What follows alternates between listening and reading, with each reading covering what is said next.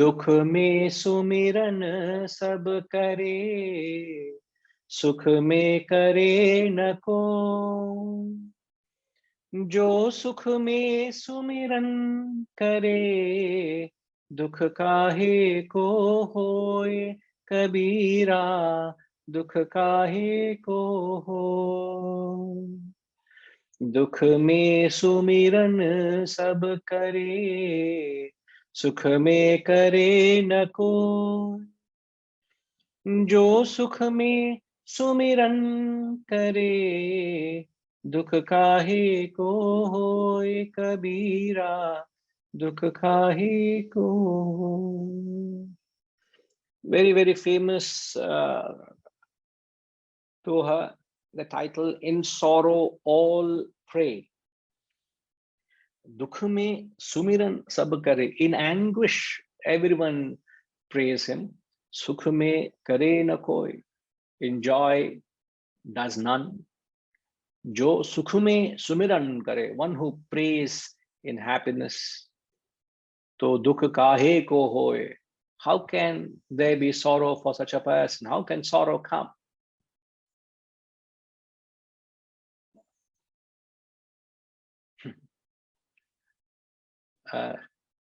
Leave the verse for another few seconds, please.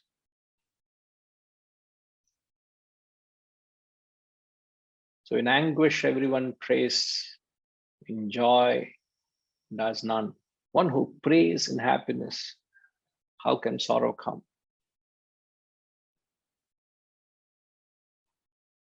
Now, this verse is talking about the majority of the spiritual practitioners who are spiritual hypocrites. These are the people who are the impersonators of religion.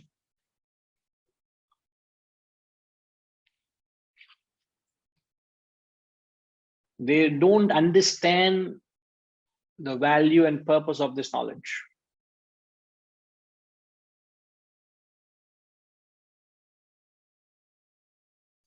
What's the purpose of prayer once you have committed a sin? I think in the play, the Shakespearean play, Hamlet,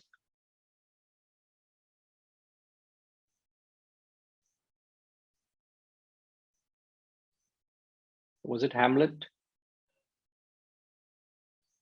I think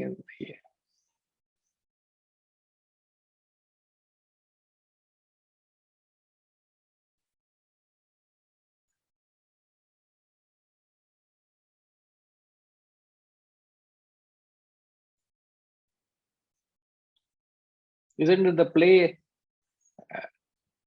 Hamlet's father was assassin? Is that Hamlet? Not Hamlet. Which is that? What play is that? Macbeth. No, not Macbeth. To be or not to be, that is the question. Which play is that? Hamlet, isn't it? That is Hamlet. Yeah, in the play Hamlet, Hamlet's father was assassinated by, I think, his uncle. And he marries Hamlet's mother. And when Hamlet comes to know and he wants to take revenge, and he's coming to him to take revenge, and this is in a way he's cornered him. And these are the words he utters. My words fly high, my thoughts remain below. Words without thoughts never to heaven go. He's uttering high prayers. My words fly high, my thoughts remain below. Words without thoughts never to heaven go.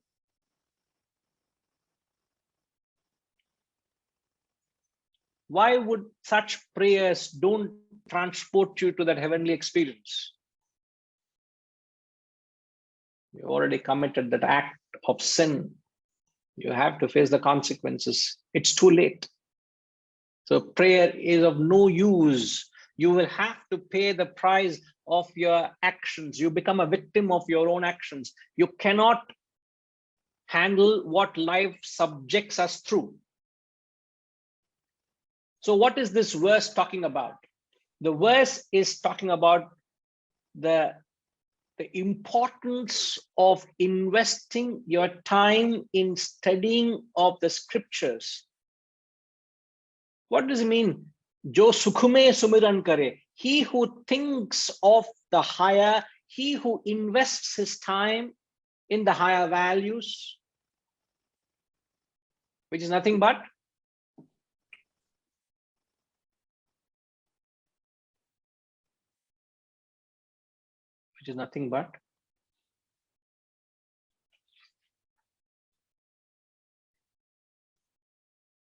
you are investing, Kamalji, you are investing in the study of the Shastras. You do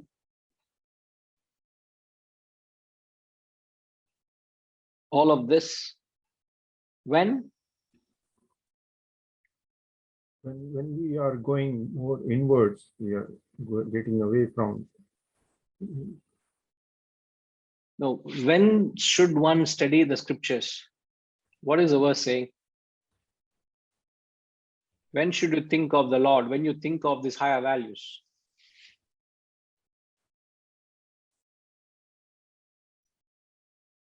To me, it looked like that when we are in the stage we are equipoised for both the situations, sukha, dukkha, and No. Can you got the translation with you, Ji? yeah, I have. Did you take a note of what was shown? Yeah, it said, in anguish everyone prays him, in joy does none. Correct. One who prays in happiness, how can sorrow come? Right. Now my question is, when should one pray? When should one think of the higher?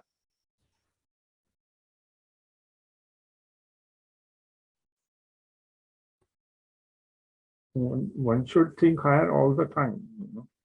No, all the time is you're adding to Kabirji's doha. But what Kabirji is saying? He's saying even when you're in a good situation, or in a, when you would not think of higher, because you don't see any problem, or you're in a good situation, then also you are thinking of higher, means higher values. Yeah. That So your when mind is more purified. Invariably the mind is purified, yes, but one should invest time and energy, your thoughts on the higher, By in the acme of your life, in the best moments of your life, think of the higher. Right. But many people think of the higher, think of the Lord during their moments of grief and sorrow and challenge, isn't it? And right. When you think in those moments, it's already too late. Right. That's why I said, my words fly high, my thoughts remain below. My thoughts are not going high. Only words are going high, because it's too late. You've led a life as you want to lead. And now when you are in trouble, you want to think of prayer. Prayer is of no use to you. So what this verse is talking about, Vedanta, this Vedantic study is the best preparation to life. It prepares you to face what life can throw at you. And when should you be prepared to life? Before you enter the arena of life, not after retiring from life. So this knowledge, thanks Kamalji, this knowledge should be taken, should be looked at as paying your premium. You pay your premium to get yourself insured.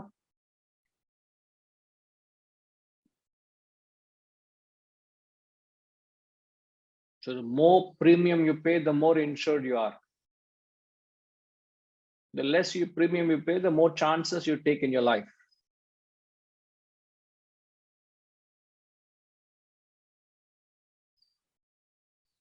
Yes, Irenji. Can this word him would not be normally misinterpreted as just praying to God? You know, there are a lot of people pray to God or deities or anything, but the inner meaning is, as you are talking about, getting the knowledge or getting the wisdom, right? So that is what it meaning. Yeah, it's not a mere mechanical prayer. Yeah, we're talking about getting established in the higher values, investing your time in understanding the realities of life, so that it prepares you to face those realities. And when those realities present themselves, it doesn't knock you off your balance. You're able to handle it. You're able to handle any situation life can put you through. You're able to handle it with grace. You know, when I say this, it was with a heavy heart. I was yesterday, in fact, two of those my students from Malaysia, they're very, very close. You have seen them in the platforms.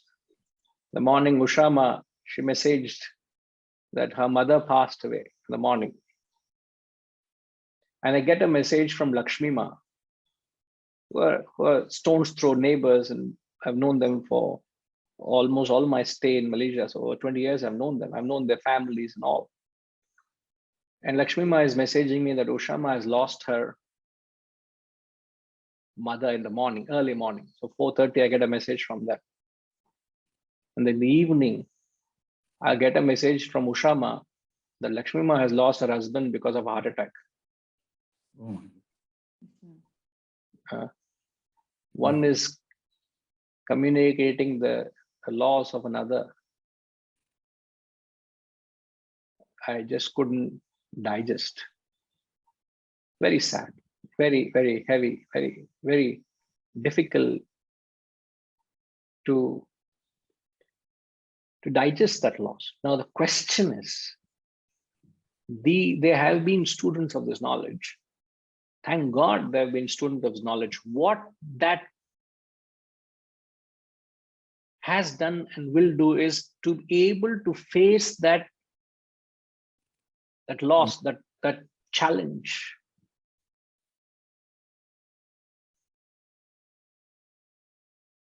Can I absorb that loss and handle what life has presented to me, and can I sail through that?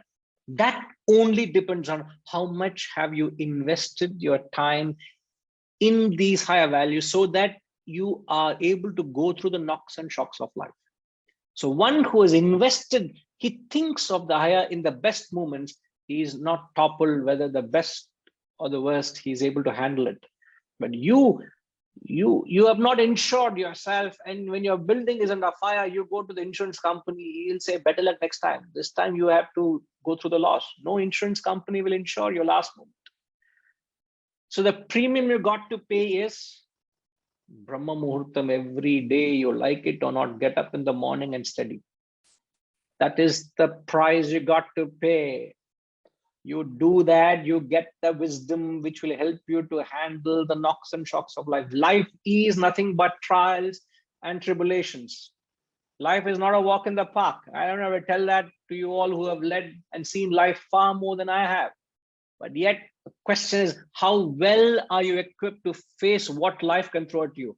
And yet you believe you have given your best to your children and your grandchildren by sending them to the best of education institution. You could send them to Harvard, you could send them to Oxford, you could send them to finishing school in Switzerland. You will give all of this, but yet you have not taught them how to face life. The fact that you're sitting here and learning this knowledge because out of respect, and there's something in it, not just out of respect, you're sitting and listening here. You understand there's something that life has, you have to learn this knowledge. This has to be taught. In fact, Swami Ramatirtha says, if you have not given this knowledge to your children, you have done nothing. You as a parent are a failure. It's not my words, Swami Ramatirtha's words. If you have not given this knowledge of life and living to them, your life, you have not done your duty.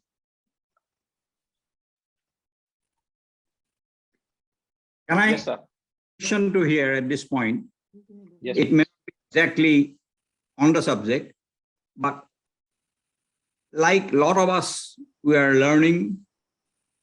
Some of us are retiring. I think most of us, a lot of us are 60 plus, I'm sure, if not more. How can you get this concept of learning at an early age? You said that at a teenage, people should start learning. Then only you learn the life. And why it is not getting through system anywhere? Very few people learn about it. And I'm learning myself until I started sitting here or listening to you. I always thought that I have heard enough of these things. I've read some of the books. And what am I going to learn more? But now, of course, now I understand that unless I reflect and practice, everything is useless, whatever I read before or whatever. So how can you get that to more to our younger generation? We don't have to discuss it right here because that's a big subject, as I say, but something to, yeah, you might be knowing better than a lot of us we do. It is something, can we do something about it? a lot needs to be done. A lot needs to be done to ensure the wrong image of this knowledge. This knowledge has been misunderstood. So a lot needs to be done to set right that misunderstanding, that it is not a post-retirement text. It is not a post-retirement pastime, part-time. I have nothing else to do and I can attend these satsangs is not what the concept of spirituality is. So it is something which can help, and no better preparation than before you enter the arena of life. So it all begins with each one of you understanding and it does not, it's not that you bring your children and grandchildren to these classes, but at least that effort should be made in your own way to inject these ideas into them. Change, bring about a paradigm shift in your own kith and kin first. It's not that they must be present in this classroom, but at least start changing that perception. And once that effort, each of you keep doing it, I think it starts spreading from there. One needs to do a lot there, I know, but this is what the verse is saying. Right, sir? Thank you. Right, sir. Yes, Kamalji. Oh, just sharing my experience with Hiranji was just asking. My children went through. Basically, setup has to be, devised, and I think Wisdom Foundation is working towards that. But my children went through the Chinmay Mission Balvihar session, and they started when they were 5-year-olds. And, by the time they grew up and they were teenagers, when they were in college, they already had, accumulated a lot of this knowledge, and they could apply when they were in the college. And when they started, it started with more in the story form at the very young age. And slowly they were brought into the more serious mode and more in class session type mode. And also it related, like when they were teenagers, it more related to their issues and their problems.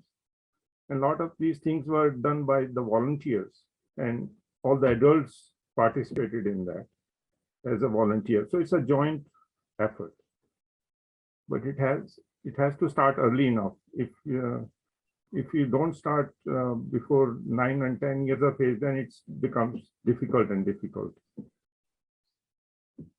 Just wanted Right. to share. Yes, I'm glad. Yes. Yes, Setuji? Guruji, what I personally feel is the one method of reaching to the youngsters is we ourselves have to walk the talk. There should be transformation in us because of this knowledge, and they will definitely notice it. Then they will get curious. But we ourselves don't get believe, or we don't practice what then they will not give any weightage to our coaxing them to come to this knowledge. So, and also we have to support this whole movement. When then support is given of all types of support to this wisdom to spread, then it can penetrate in schools and all that. For that, everyone has to do their might. It's a yajna going on. We all need to do our part to ensure the flame of wisdom doesn't die. And there is continuous effort and thought. Be rest assured, there's continuous effort and thought to make it happen, but it can only grow with all your efforts and thoughts and participation. Right. Thank you. In fact, Arthur Schopenhauer, the German philosopher, just to quote him, he says, in the whole world, there is no study so beneficial and so elevating as that of the Upanishads, Vedanta. He says, it has been the solace of my life. It will be the solace of my death. German philosopher Arthur Schopenhauer. And Max Muller says, if I have to endorse what he has said, he endorses it. He says, it is the solace of my life. It will be the solace of my death. There's no greater study so beneficial as this. Sad. We have not understood the glory and grandeur of our own religion, our own culture. We don't understand. We have misunderstood it. That's the problem. Why we have not approached it rightly. So life puts us through the challenges, and the question is, how well prepared am I to face the challenges? I was talking to Rajima yesterday, and when I was sharing of this experience, I said the next moment in my life could face with a similar tragedy. The next moment, this next moment,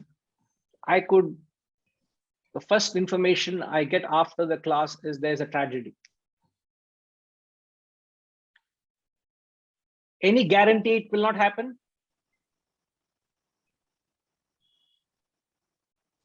Expecting anything of that to happen is being pessimistic. But being prepared for anything in life is being optimistic. You're just being prepared to what life can throw at you. Nothing is guaranteed, isn't it? Tell me, is your life guaranteed? Nothing is a guarantee. But when that happens, does that moment, how well are you prepared to face that challenge? A simple thing I tell myself, somebody at the door says, I'll just go across the road and come. I ask myself mentally, is this person going to come back? The person saying in the house, I'll just go across the road and come back. I'm just going to the store. If that person doesn't come back, what is it? How will I deal with that situation? Isn't that preparation? Isn't that being prepared for what life can throw at you? Life is so uncertain, as Adi Shankaracharya says, it's like a drop of water on a lotus leaf. So when that happens,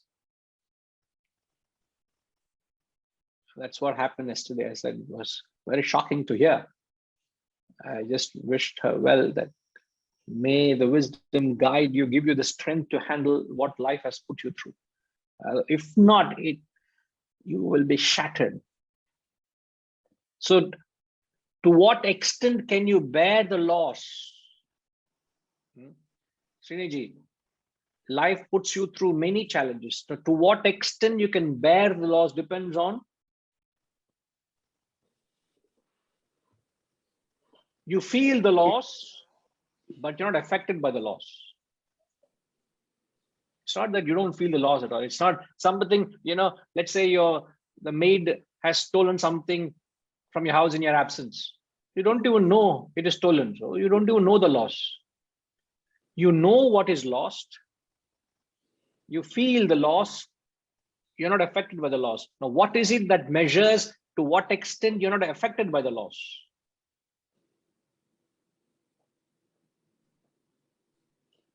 I'm only explaining myself clearly. It's very difficult to answer that because, you'll only reflect and introspect about it. And then you could say why this happened. But I find it very hard to say that. I don't know whether you're saying whether are you in acceptance to a loss? I'm not there as yet. No, I am trying to, I'll repeat what I'm asking. You know the loss, you feel the loss, and yet you're not affected by the loss, right? You know it, you feel it, you're not affected by it. What is it in you that determines that lack of affectation? Because the loss can vary in degree. You can lose your ball pen, you can lose your Mont Blanc, you can lose your valuable wristwatch, you can lose your car, you can lose your wallet, you can lose your job, your image is tarnished in the society, you can lose your near and dear. So there's a degree of loss from the least valuable to the most valuable. And nothing in life is guaranteed. Is anything guaranteed from a ball pen to a near and dear, sir? No. That is the reality of life. You don't need me or the Shastras to tell you. Everyone knows that. But yet, when that happens, what is it in you that will immune you from the not being affected by the loss?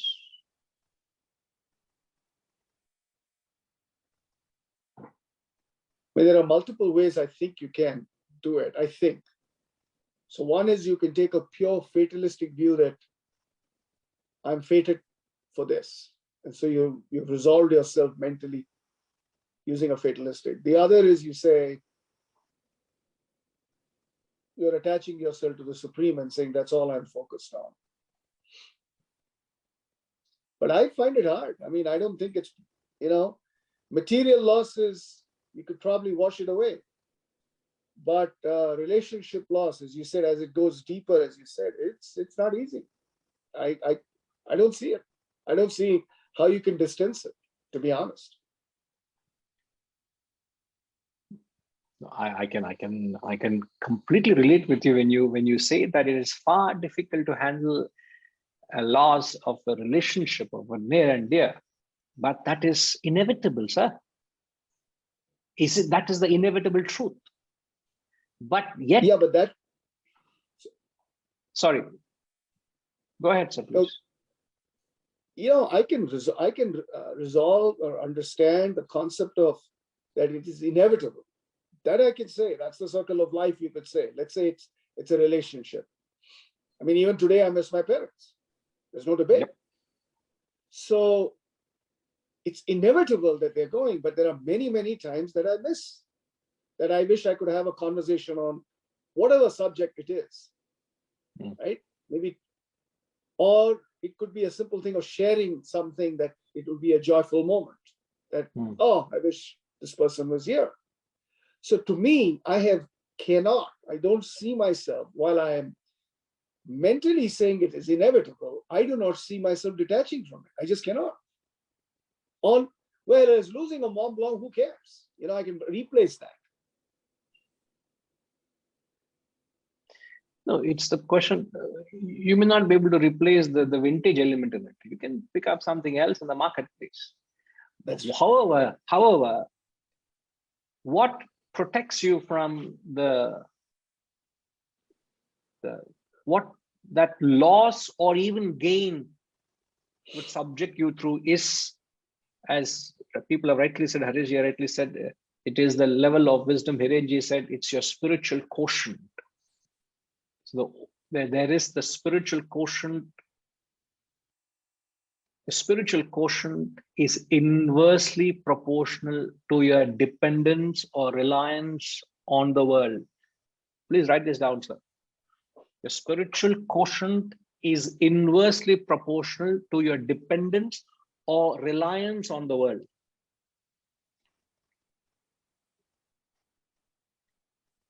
I may use the world, but I'm not dependent on the world. It's like a bird that is perched on a branch. But when the branch breaks, the bird has got that wings of self-sufficiency. It will fly away. But I am holding on to the branch breaks, I break my back because I'm going to fall thud to the ground. It's going to really hurt me.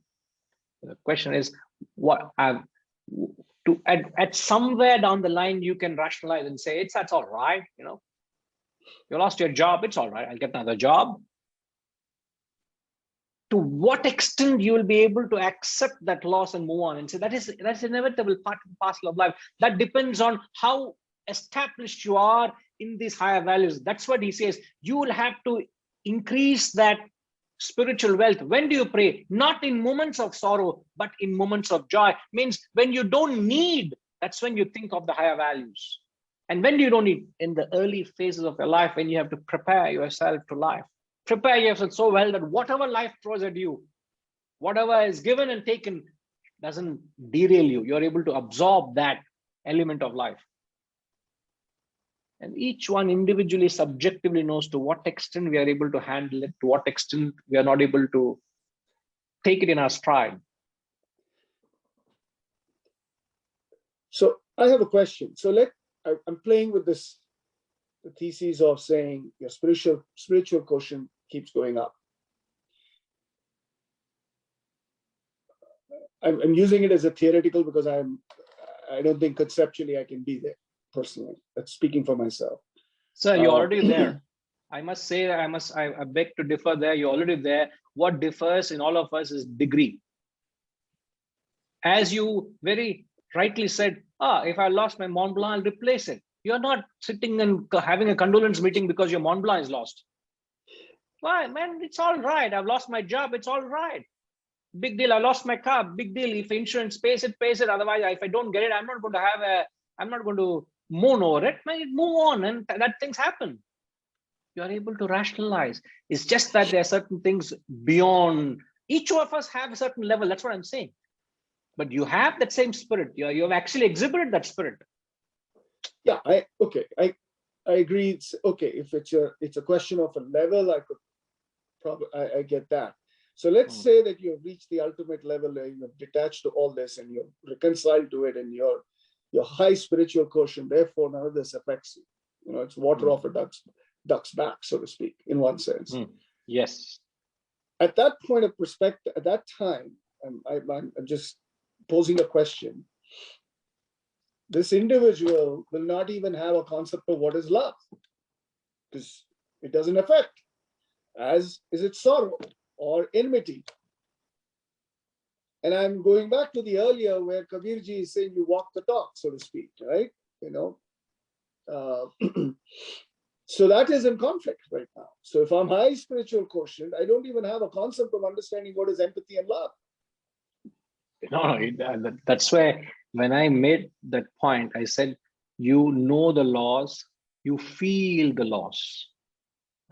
Please mark my words. I said that You know the laws, you perceive the loss. It's not that you don't perceive heat and cold, profit and loss, birth and death. You perceive these changes. You're not blind to the opposites of life. You perceive the loss. You feel. You know what it is. That heart element is there. Okay. When you give me love, I feel that love. When you throw an insult at me, I can feel that insult. You're being sarcastic at me, I can feel that feeling. But I don't allow that insult to dampen me. I don't allow that insult to hurt me and impair me. I'm not become like a piece of wood or stone. Being spiritual doesn't mean you don't feel. No, you feel. You feel far more than a normal person. That's why I said you know the laws, you feel the laws, you are not affected by the laws. But people who are not spiritual, they know it, they feel it, they're affected by it. That's the quintessential difference here. Not that you become like a piece of wood or stone or you have no feelings at all. No, not at all. Please, let's not brand this knowledge or this grand wisdom in such a way. I'm not saying you are doing, I'm trying to justify and say it is not so. You have feeling. In fact, in the poem Village Preacher, I think it is Wordsworth. Oh, Oliver Goldsmith. Who is that? Hariji, who wrote that poem Village Preacher? I think Wordsworth. If I'm not wrong, it's Wordsworth. He says, to them his heart, his love, his griefs were given, as all his serious thoughts had rest in heaven. I repeat, to them his heart, his love, his griefs were given, but all his serious thoughts had rest in heaven. Like a tall cliff that lifts its awful form, swells from the vale, midway leaves the storm. All the rolling clouds are spread at the breast level, he says, by eternal sunshine settles on its head. He says all the disturbance is at the breast level, because a tall cliff, all the clouds is only at the midway, but the top of the lighthouse, eternal sunshine settles on its head. So you give your heart and love to everybody, right? It's Oliver Goldsmith. It is Oliver Goldsmith. Yes, to be corrected by Oliver Goldsmith says, talks of a village preacher. So you got to have emotions and not be affected by emotions. That is the true dignity of a human being. That's the caliber of a true human. And one who has that, as Shakespeare says, here is a man, a plain, blunt man, a simple man. All the world will stand up and pay respect to such a person, he says. So it's not, in fact, earlier verse, we were saying integration of head and heart. Your intellect must feel the heart must feel the head. That is the blend spirituality brings about. Sir. Suddenly, if you become heartless to certain things or people, something is not right with you.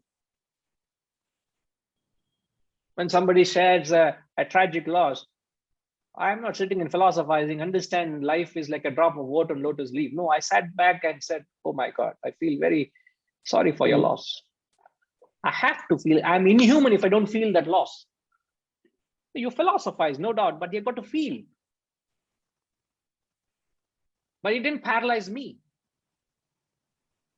The question is, how much will I not be paralyzed when the loss becomes personal? That is to be tested when life tests me. But you got to feel. No. In fact, it makes your emotions pure. It makes your intellect chaste. It makes your actions dynamic. That is how the knowledge impacts your life. It chastens your emotions. It sharpens your intellect. It makes your actions more dynamic. This is what Vedanta does to your body, mind, and intellect.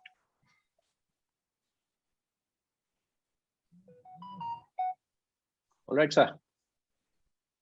Please give it a thought. Please give it a thought. All right. Right. Hariji, yes, sir. Go ahead. Yes, sir. Guruji, Hari Om. Every verse of Kabir shows his emotion at the highest level. Without his emotion, he wouldn't have written this poem, this Doha. His compassion, his love, and his responsibility towards the society is reflected in each and every word and words of this poem. Yes, sir. Absolutely.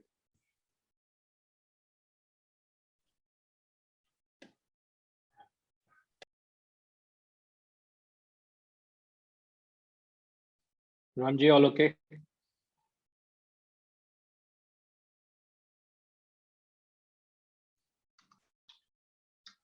There are so many people you meet or I met in life who symbolize either side of the table in this. People who have achieved so much but heartless, and people who are full of integration of heart and mind, but maybe financially not so. So money has nothing to do with it. It is just emotional and mental, spiritual maturity which actually makes the difference. Very much. Very true. Very true. And such people are in minuscule, isn't it? Very, very few. Yeah.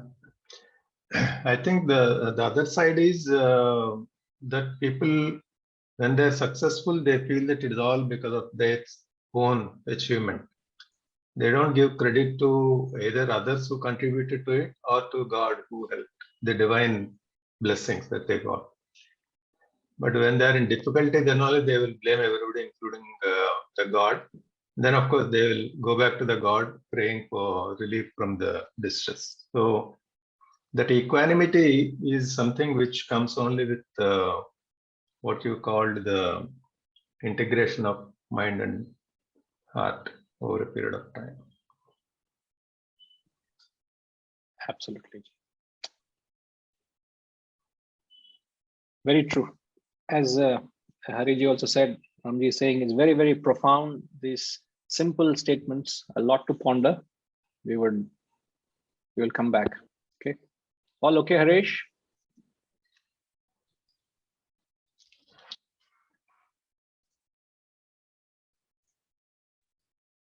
Yes, Guruji, all okay. Thank you, Guruji. Right. Okay. Thank you.